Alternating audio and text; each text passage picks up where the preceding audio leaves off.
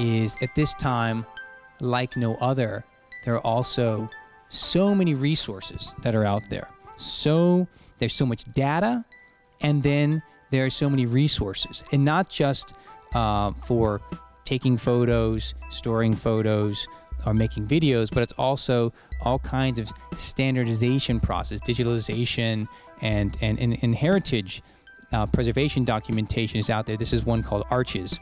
But ultimately, all of it together, and this is again what we're going to talk about today, is how to craft all of that experience that we have and the technology that's available and these platforms that are available that are free.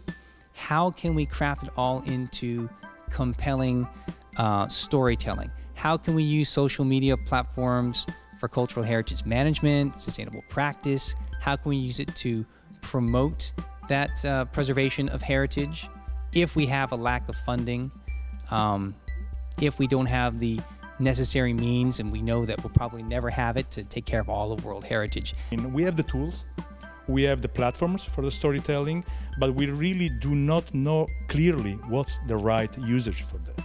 It's not only how to reach out, because that is easy with these tools. The key is how to engage people in the storytelling. We don't own, we host the largest portion of the world cultural heritage. You know? But at the same time, it's the country with the worst and most inconsistent public policy on conservation of cultural heritage. In the Vesuvian area, we are trying to do something I think very interesting. It's a project that we call it Beyond Pompeii.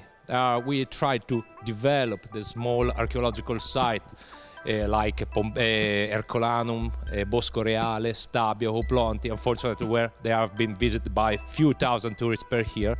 So we try to create a network with this site for supporting the touristic incoming, to develop. Have you guys heard of Empty Met? Okay, it's just like doing a selfie, but instead it's saying, hey, he approached a museum and said, listen, I want to go behind the scenes of the Met with a bunch of Instagrammers. And this is actually what I think helped ignite this revolution within at least US-based museums to say, wait a minute, we can use social media as a way to engage people. We can approach a different generation with using their utilities, their utensils. So he started bringing Instagrammers in, and the Met is a great museum.